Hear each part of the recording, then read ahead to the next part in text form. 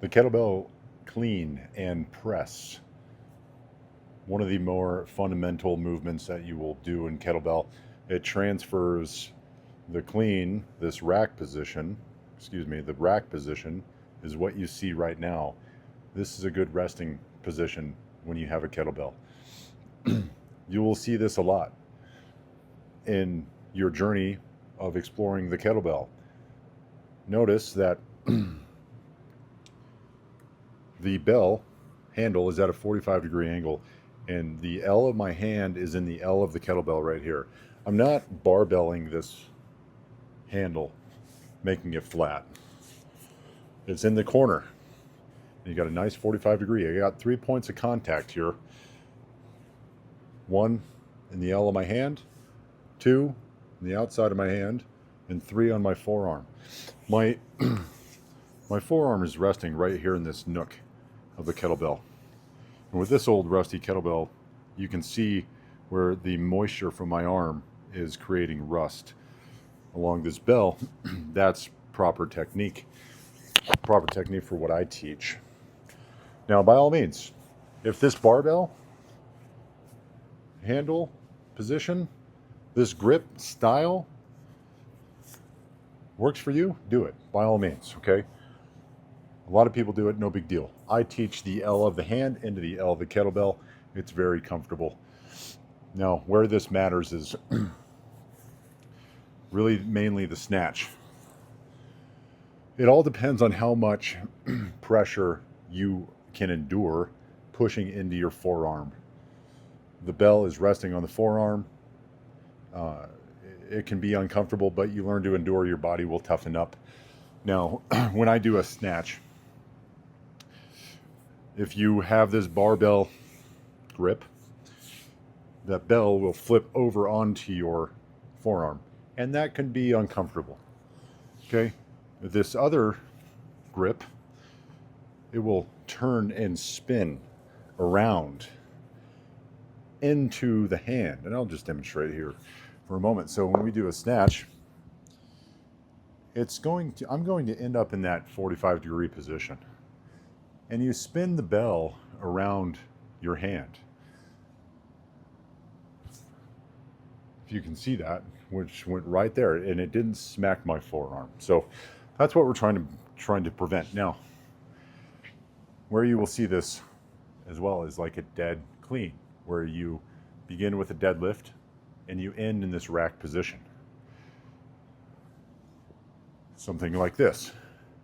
And notice I scooped underneath the bell, and it was very polite. It was a polite landing.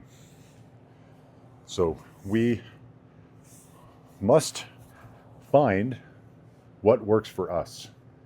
Do what you want. This is what I teach. This is very comfortable for me. This grip allows me to do my endurance kettlebell days, where I'm doing 500 plus reps in any given exercise, mostly swings and snatches. And if I've never done it, but I would imagine that if I use that barbell grip for 500 plus snatches in a row, it would beat up my forearm to the point where I wouldn't be able to train as much.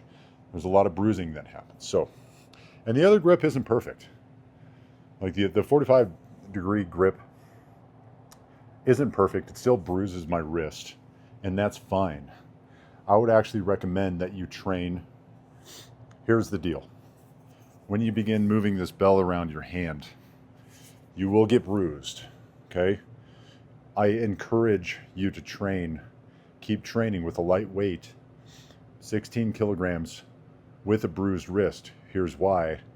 Because it hurts, and it will teach you to move that bell around your hand and twist and get it to politely land on your arm. So this is the starting position. This is called rack, the rack position. This is a good resting position.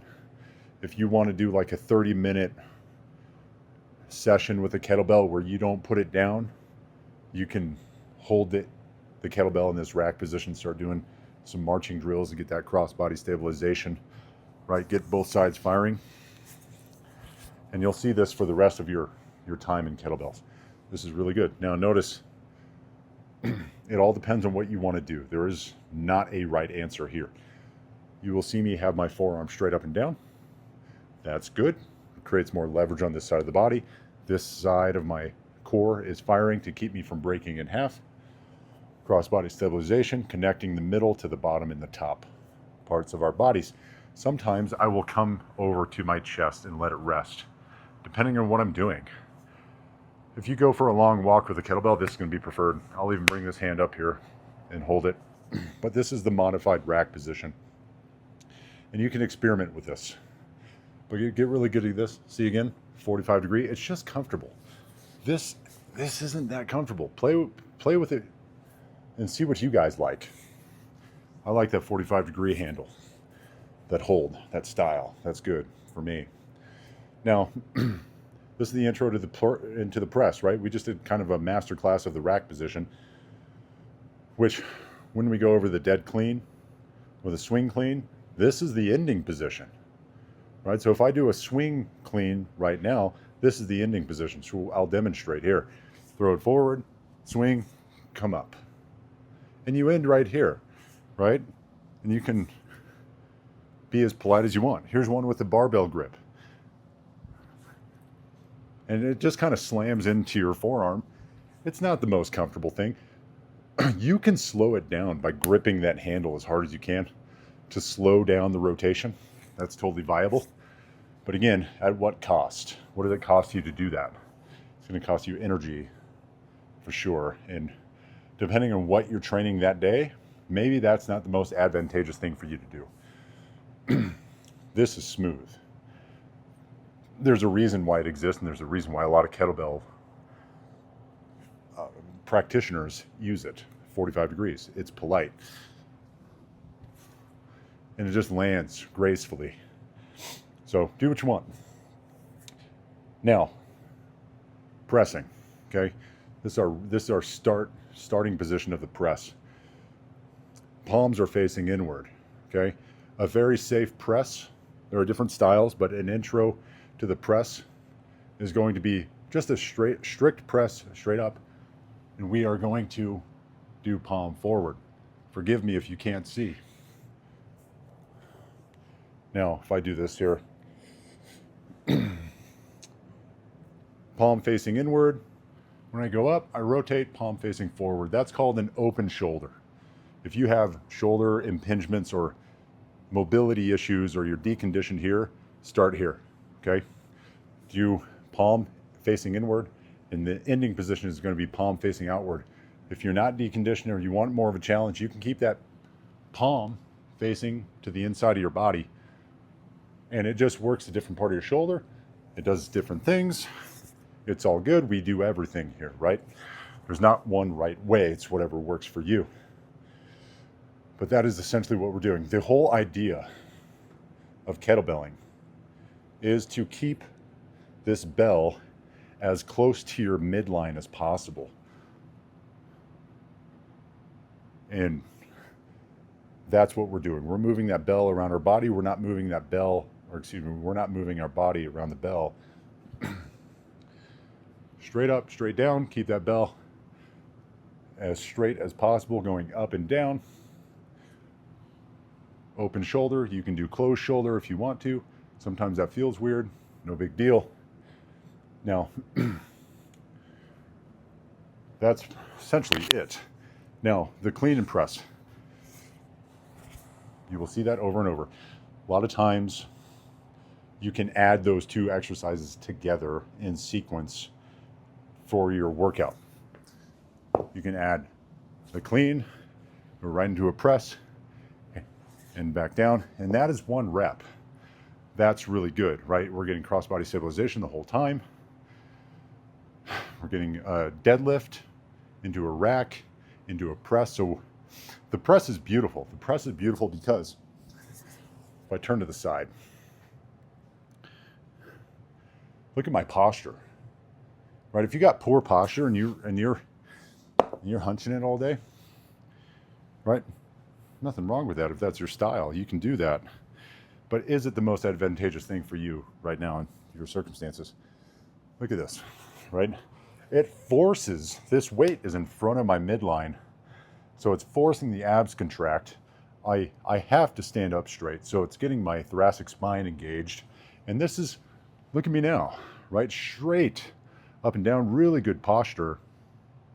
And this is creating a good kinetic chain, but also giving you that good posture that we so desperately need, right? Because the body was designed a certain way to perform in a certain manner to get the most benefit or bang for your buck, right? The body works as the body works, as it was designed to. The muscles work as they were designed to. We need good posture. We can't be hunching or rounding our spine because it's not an athletic position. So try this out. Really experiment with this rack position. Play with it. Reps are data. We need more data to achieve mastery. Do 1,000 reps, okay, over the course of a month. If you're crazy, do it in a day. I would. I have. You learn the fastest that way, right? It's crazy. As long as your body can endure, as long as your body can handle it, there's no limit, right? The ceiling is whatever you're ready for. The ceiling is whatever you are conditioned for.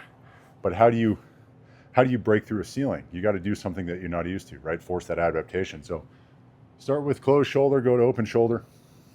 Find that rack position. You can keep that hand open. Sometimes that helps to find that position.